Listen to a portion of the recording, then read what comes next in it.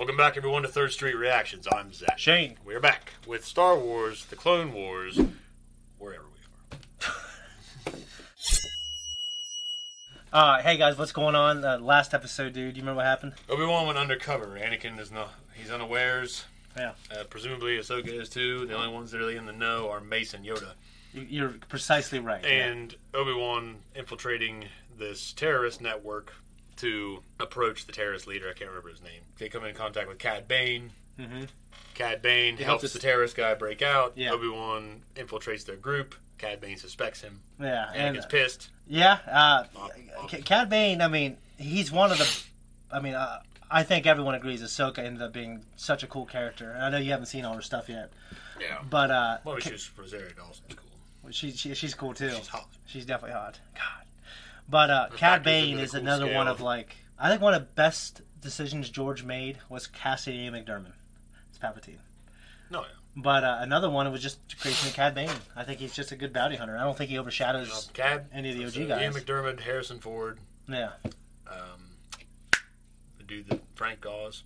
Oh, for sure. It was going with Jim Henson and trusting the technology. Mm-hmm. Do you remember what they had to do to turn out, for Obi-Wan to go undercover, the face changing stuff? Yeah, gave him that fucking shot in the neck and his face did the shit like Harry out. Potter. Yeah. They started growing everywhere. Yeah, and also the thing he had to swallow for his voice. Oh yeah, that was the worst. That was the worst. I'd rather endure the facial reconstruction shit than me too. I might be better looking. Terrible fucking thing. Dude, shut the fuck up. All the time. He's like, I'm especially growing up. What? Shane Farley over here. I don't even remember what you're talking about. Yeah, let's jump in, baby. We're going to start Season 4, Episode 16 in 3, 2, 1, go. So, Henry and Sam. We knew that. It's a hell of a story. Oh, that's not original. That's not original. You mean you're going to intentionally crash us into the swamp? Yeah, that is exactly what I'm going to do. I can't believe that's not on that lander, but it's... I know, it sounds so much like it. James Arnold Taylor. James Arnold Taylor also played Titus in Final Fantasy X. Right. Yeah. Look at this thing. Rhinox. Looks like Dagobah. I think it's the Hut planet. Rhinox. Yeah. Chewing on the power cables. That was like the most unique crash sequence. We can get a new ship at the Bilbalza Bazaar, but this time we buy one. Otherwise, we'll have the authorities back on our tail. Not so fast. We need to ditch these prison fatigues. We'll have a bounty on our heads for escaping. And I don't like to stand out. You're blue, dude. He'd be the scariest motherfucker in Star Wars. Because he looks like the fucking aliens that we grew up hating. Yeah, like the Greys or whatever. Fucking horrible. Some alien watching our reactions. Oh. We'll get some new gear and equipment. Pablo's pawn shop has everything a bounty hunter needs. Pablo's pawn shop. It's this huge joke in Star Wars now. Where can I get some quality blasters? I wouldn't be too picky being on the run like you obviously are. I'd keep my mouth shut if I were you, Pablo. We'll get our weapons elsewhere. Thanks for the hat. For your trouble. Probably calling the Huts right now, seeing what kind of bounty there is on us. Yep. You find a ship, we'll get weapons. Not so fast. If it's all the same to you, I'll get the weapons. It's not the same to me. You crash the ship, you get us a new one. It's fair. It does seem fair. There you go. That's why he's terrible. Yeah. Tell me, is this business or personal? Both.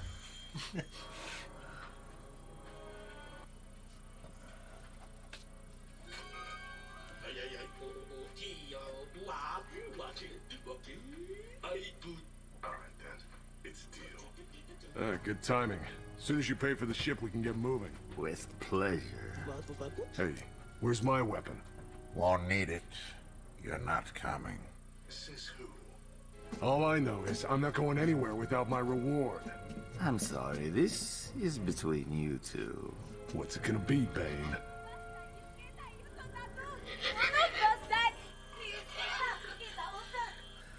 killing you.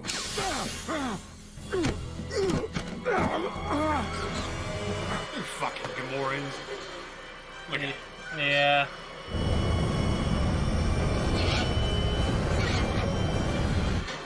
Dude, that fucking hurt. Yeah, hell yeah, it would. You are guests of the Hutts. If you do not answer my questions about your two partners, we will not be so hospitable. So spit that shit out if you're hitting him in the stomach that many times. You call this hospitable? I put a tracking device on their ship. Let me down, and I'll tell you the frequency. Now, tell us the tracking frequency. Yes, Count Dooku. I'm sorry I was delayed. I'm free now. I'll try to reach Sereno as soon as possible. No more excuses, Ivor. I want my money. After the weapons in the ship, I have very few credits left. You'll be paid when we reach Sereno. He just got like a nice sneaky voice. Our game, trying to even the score. The engines are fried. We'll have to turn back. Our deal was you'd let me go now. The deal has changed. That bastard. Mr. Vader didn't laugh. Yeah. On a Luke. Yep.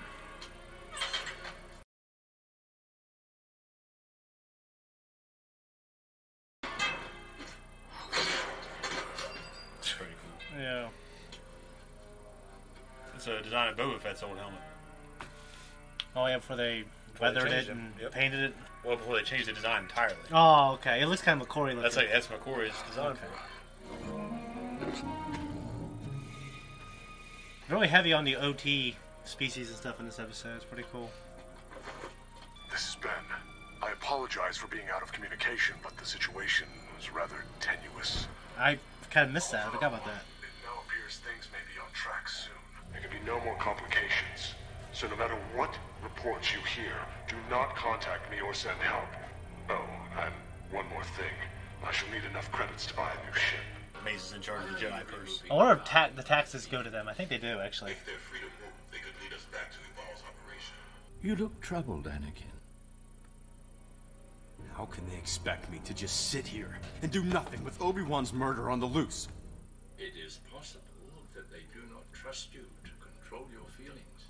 And now he's escaping with Cad Bane and Moralo Eval, and the Jedi Council won't do anything about it. I have it from a reliable source that the fugitives were last headed towards Nal Hutta. Cannot deny your feelings, Anakin. They are what make you special. If you believe you can stop this plot against me, I trust you. Thank you, Chancellor. You won't regret this. No, I won't. So he starts slipping through a little bit. Yeah. As we go on, yeah. Later on, his voice even starts to do it. I won't.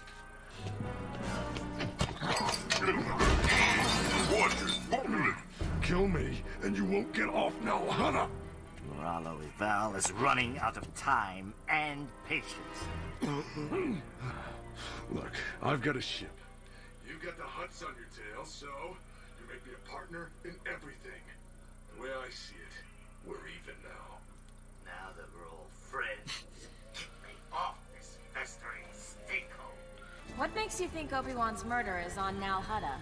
I got a tip from the Chancellor himself. How are we gonna find them? Ahsoka, you should know by now. If you want to find a lowlife, You start at the saloon. Saloon. We need to think of the saloon still. I mean, it's cool. It's a classic. Yeah, with the Western type with Star Wars.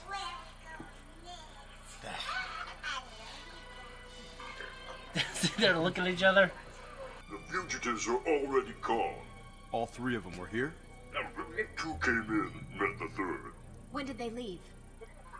Nothing's free on Nal Hutta, especially information. I don't have time for games. You just missed them. Don't keep talking. I heard one of them say they just bought a ship. Let's go, Snips. He didn't say snips, so it would have been a lot darker. He actually hasn't said snips in like this whole season either. Well, her look behind him, though, was pretty intense, too. She wasn't really protesting his methods. The council has a plan in place. Yes, and so does Moralo Ival, who appears to be several steps ahead of you. For that reason, I asked Anakin to take action. He is confident he can find the fugitives and stop this plot against me. I suggest you have more faith in young Skywalker. Kill Hardeen. Skywalker might. Or die trying. He may. Warn them both. You must. Overdue. The truth is. At least tell Anakin. But you can't get a hold of him. So. Yeah. How do you know they couldn't have gotten very far? So you only gave them enough fuel to reach the nearest filling station on Arandia. Which is owned by your brother. Well, that's a nice little money-making scam.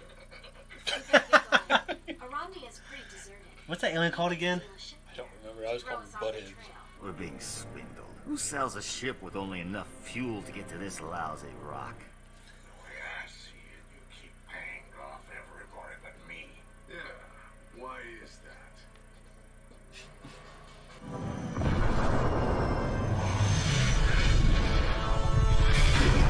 Now what? Jedi. He's basically acting like Liam Neeson in Taken. Here, you know, he's just going on.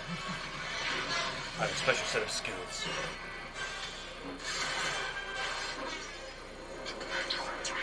I just can't help but feel rockets on your fucking ankles will send you everywhere. Take a lot of practice.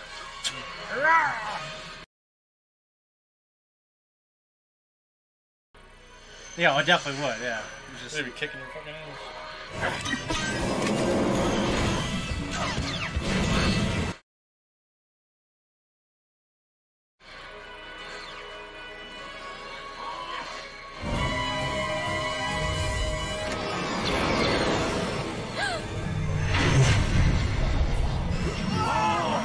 Fucking kill your ass. Oh, yeah, you go like 200 miles an hour. You're going to pay for what you did. Shouldn't have gotten involved. Jeez. This is for Obi-Wan. You can thank me later, Hardeen. What if you're pressing so hard it ignited?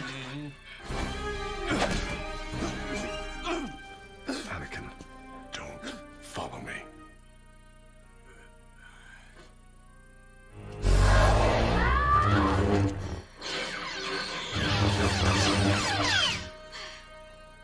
Ship is still operational. I got it working. Now let's get out of here. He just wants to get the hell out of You're here. in a hurry, lady. You'll have to dance another time. Another time. I love the points in the scene. Yeah. Master, are you alright?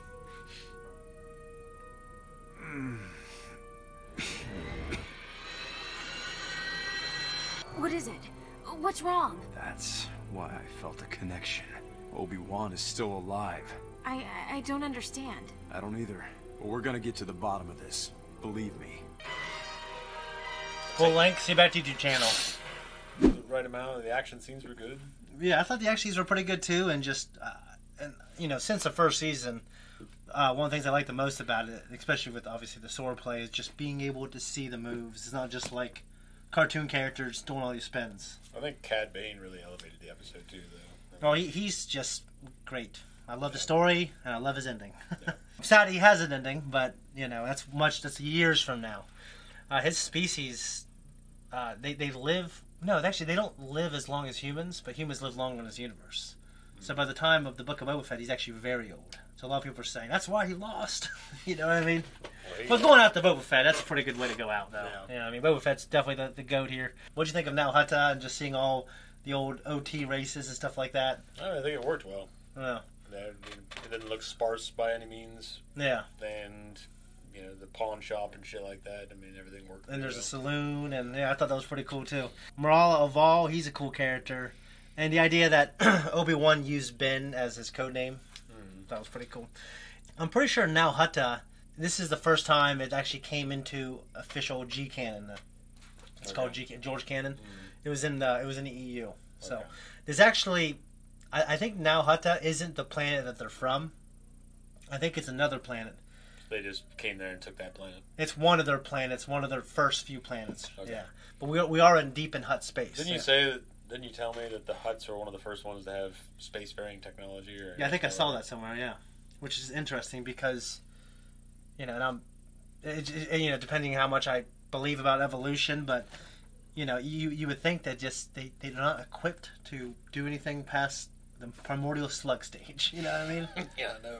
But in the Star Wars universe, yeah. Well, there's a lot of tomfoolery in Star Wars. Oh, for sure. In terms of hard science fiction data and shit. I mean, like ships that. can't fly like that in space No. at all. Yeah. What do you think of just Anakin's attitude and like force choking the Ithorian? Do you think it was too far, or do you think it kind of makes sense? I just know where it goes and who he becomes. So it just, to me, I'm not going to say it's too far because I know what's going on. But it's if you're someone you loved was killed and you're hunting down the fucking perpetrator. I guess I just feel like as a Jedi, and we all know Anakin is who he is. It's consistent with the writing of his character, but you just feel like you would just try to do a better job of hiding it, maybe. Yeah, I guess, but it also depends on. I think he trusts Ahsoka enough when he came into being when he matured as a Jedi, which he really didn't, if you want to argue that. Yeah. As he's growing as a Jedi, I mean, it's all tumultuous for him.